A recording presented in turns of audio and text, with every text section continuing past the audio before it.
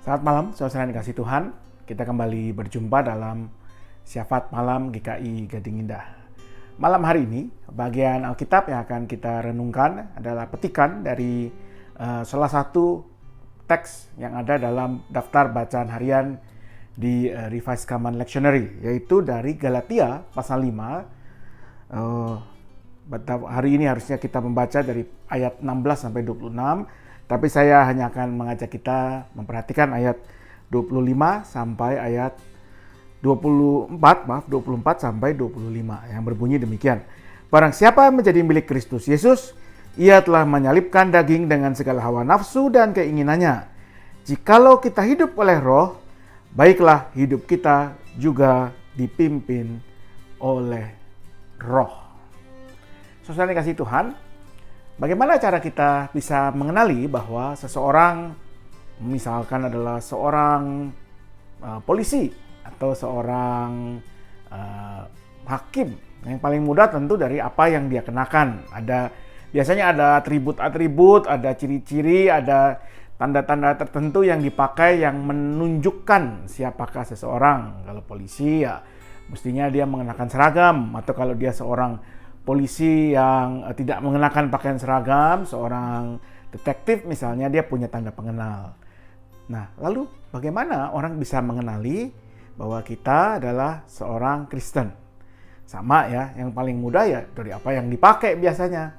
Kalau Anda pergi ke rumah seseorang, di rumahnya ada salib tergantung di dinding, kita langsung tahu dia adalah seorang Kristen. Kalau Anda ketemu dengan orang di negara ini yang misalnya mengenakan kalung salib, nah seperti saya punya nih ya, pasti ini kemungkinan besar orang Kristen. Kalau salibnya banyak, kalung salibnya banyak dipakai semua, itu berarti mungkin orang yang agak kurang waras ya. Nah, saya copot saja ya saudara, daripada saya dianggap kurang waras. Jadi biasanya paling mudah adalah kita mengenali seseorang dari apa yang dikenakan. Gambar, simbol yang dipakai dan sebagainya. Tapi kita tahu simbol-simbol itu tidak menjamin kadar, sebutlah misalnya kekristenan seseorang. Sungguh-sungguh orang Kristen yang benar atau tidak ya. Saya sering bertemu misalnya dengan pengemudi yang kendaraannya menggunakan stiker-stiker bertuliskan kata-kata Kristiani, petikan ayat ya, Yesus juru selamatku ya. Yesus adalah jalan kebenaran dan hidup. Tapi cara mengemudinya tidak membawa keselamatan. Kapan dia belok kiri kanan hanya dia dan mungkin Tuhan yang tahu ya. Lampu sen nggak pernah dipakai, potong kiri, potong kanan, lawan arah seenaknya. Jadi stiker-stiker itu, simbol-simbol Kristiani itu tidak ada gunanya dalam menjelaskan siapa dia. Lalu mungkin yang lain adalah dari kehidupan beragamanya. Kalau dia rajin berdoa, rajin beribadah, rajin ke gereja setiap hari Minggu, atau mungkin kalau di zaman semua kebaktian sekarang dilakukan online ya, orang yang dalam satu hari Minggu mengikuti 4-5 ibadah di gereja berbeda. Anda bisa lakukan itu kan? Ya, lalu setiap hari masih dengarkan syafaat malam, doa malam, doa pagi, semua diikuti. Nah, itu orang Kristen. Tapi kita juga tentu tahu aktivitas beribadah belum tentu menunjukkan atau menjadi ciri utama bahwa seseorang sungguh-sungguh adalah seorang Kristen, murid Tuhan Yesus Kristus.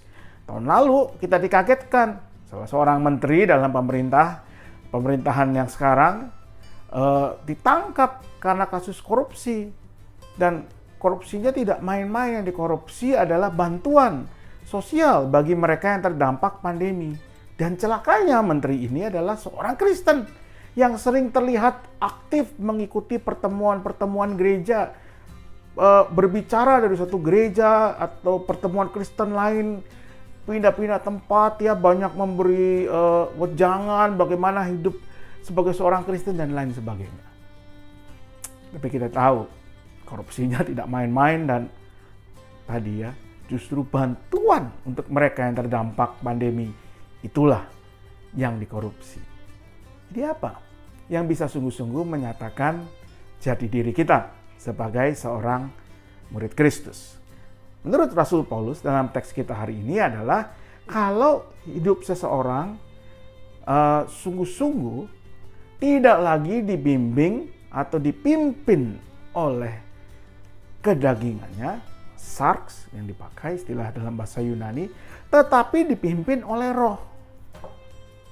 Nah, ini bagaimana ya? Apa maksudnya?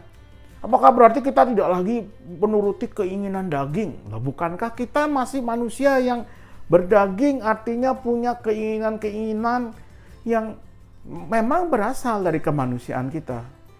Kepengen makan, lapar, ya, suka sesuatu, dan sebagainya.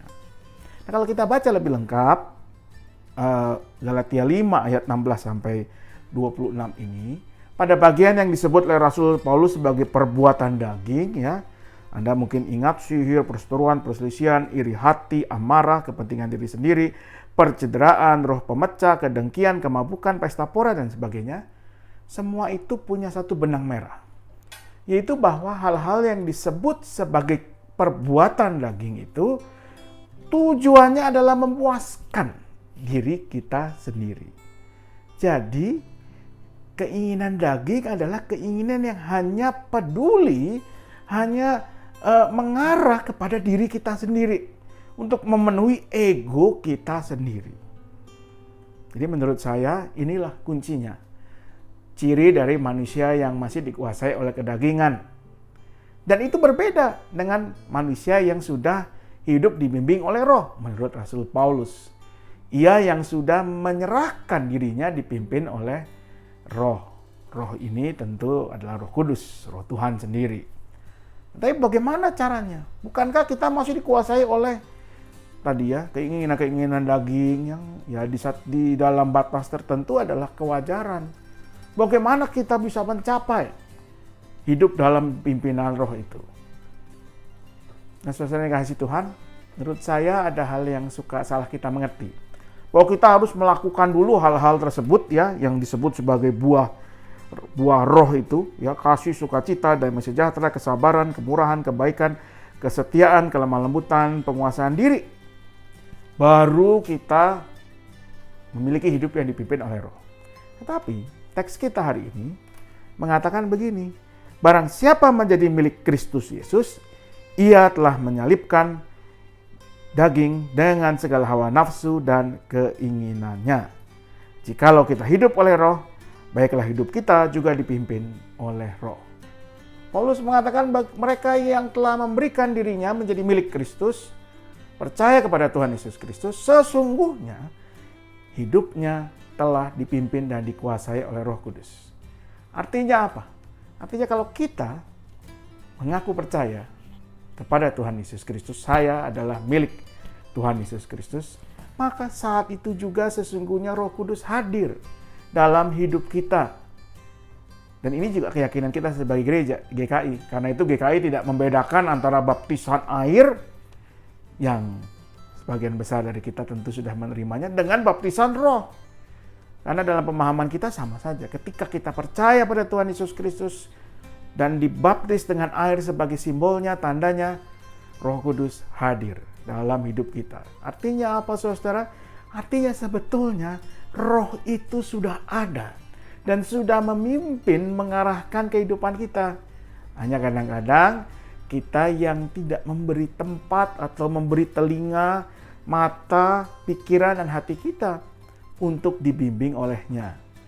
Ketika kita lebih mengutamakan, kita lebih mementingkan tadi diri kita sendiri. Karena itu, menurut bacaan kita hari ini, hidup dipimpin oleh Roh bukanlah suatu kenyataan yang tiba-tiba jadi, tapi sebuah proses yang berlangsung hari demi hari. Ketika kita belajar memberi diri kita, lebih dituntun dibimbing oleh Roh Kudus, lebih mengutamakan apa yang benar, baik menurut Tuhan dan membawa kebaikan buat sesama daripada sekedar memuaskan diri kita sendiri. Inilah proses belajar yang mungkin harus kita lakukan terus-menerus sepanjang hidup kita.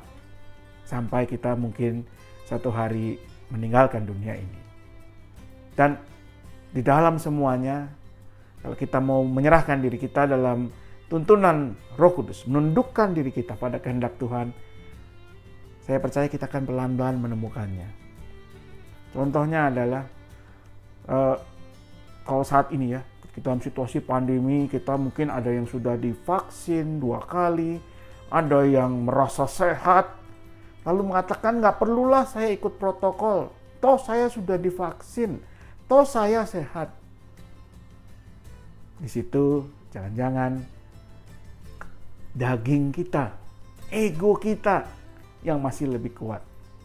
Tapi kalau kita menjadi orang-orang yang mau memberi tempat, memberi ruang, Roh Kudus memimpin kita, kita akan katakan, biarlah saya mengikuti protokol yang ada, pertama-tama tentu untuk diri saya, tetapi juga untuk orang-orang di sekitar saya, agar saya tidak menjadi pembawa virus untuk orang lain, atau minimal agar saya bisa mengajar, mendidik orang lain, memberi teladan bagaimana menjalani kehidupan dengan mematuhi protokol kesehatan. Itulah hidup yang dibimbing oleh Roh. Hidup dalam tuntunan Roh Kudus. Bukan sesuatu yang instan, tetapi sebuah proses yang tidak akan pernah selesai, tetapi yang bisa kita jalani tiap hari bersama dengan Kristus sendiri. Tuhan memberkati. Amin. Mari kita berdoa. Ya Tuhan, kami bersyukur untuk hari yang sudah kami jalani. Kami berdoa agar apa yang kami lakukan pada hari ini sungguh menunjukkan kepada orang-orang di sekitar kami bahwa kami adalah murid-murid Kristus. Pakai terus kami dengan segala kekuatan, kelemahan, kelebihan, kekurangan kami untuk menyatakan Kristus lewat perkataan, perbuatan, pikiran, kasih, sukacita, damai sejahtera, buah roh yang kami tunjukkan sehari-hari. Kami percaya Roh Kudus-Mu akan terus memimpin kami menjadi saksi-saksi Kristus. Hari ini kami mau berdoa untuk bangsa dan negara kami di tengah situasi pandemi. Kami berdoa untuk para pemimpin kami yang harus membuat keputusan dan atau kebijakan yang penting, khususnya untuk kehidupan seluruh atau sebanyak mungkin orang dalam bangsa kami. Di masa-masa menjelang Hari Raya Idul Fitri, di mana pemerintah kami harus berusaha mencegah terjadinya peningkatan dalam kasus COVID-19, berikan hikmat kepada pemerintah, aparat, dan juga tentunya kepada masyarakat agar dapat menjaga diri mereka sendiri, dapat menjaga lingkungannya dari penyebaran atau dari tindakan-tindakan yang dapat meningkatkan jumlah kasus atau penderita karena infeksi virus COVID-19. Kami berdoa untuk mereka-mereka yang masih harus menjalani isolasi mandiri atau di rumah sakit, harus dirawat. Kami berdoa untuk keluarga yang mendampingi, untuk setiap petugas medis ataupun non-medis yang mendukung proses perawatan penyembuhan mereka. Berikan kekuatan, berikan berkat Tuhan, kesehatan, kecukupan kepada mereka semua. Kami berdoa untuk keluarga-keluarga kami, untuk kesehatan, untuk kekuatan, untuk pendidikan anak kami. Biarlah dalam segala hal di situasi yang tidak mudah ini, kami terus merasakan kasih dan anugerah Tuhan. Kami mau berdoa juga untuk keluarga-keluarga yang harus mendampingi anggota keluarganya yang dalam berbagai kelemahan fisik karena sakit ataupun karena usia lanjut. Berikan sukacita kepada mereka yang harus didampingi, berikan kekuatan kepada mereka yang mendampingi. Kami secara khusus berdoa untuk keluarga dari Bapak Prasetya atau Tan Somhui yang pada hari Minggu kemarin telah kembali ke rumahmu. Kami berdoa agar penghiburan dan kekuatan terus beserta dengan keluarga besar. Dan khususnya dalam rangka kebaktian kremasi yang akan dilakukan esok pagi. Berikan hikmat, kekuatan kepada gereja, kepada mereka yang akan melayankan dan membantu. Pakai semua orang untuk menguatkan, menghibur keluarga yang ditinggalkan. Bapa Surgawi, kami mau menyerahkan istirahat kami, diri kami pada malam hari ini. Biarlah kami boleh beristirahat hanya dengan berkat dan anugerah Tuhan. Berkat dan anugerah yang sama yang juga akan memampukan kami untuk bangun esok hari dan melanjutkan kehidupan yang menyatakan buah roh dalam setiap langkah hidup kami. Hanya dalam satu nama kami memohon dan berdoa, yaitu Yesus Kristus, Tuhan dan Juru Selamat kami yang hidup. Amin. Demikianlah syafaat malam kita, saudara-saudara. Selamat beristirahat hari ini. Kiranya dengan istirahat yang kita terima dari Tuhan, Tuhan memulihkan tenaga, kekuatan, kesehatan, dan tentunya juga kesegaran jiwa kita. Dan besok kita boleh menyambut kembali tugas dan panggilan yang Tuhan percayakan. Selamat malam, Tuhan memberkati selalu.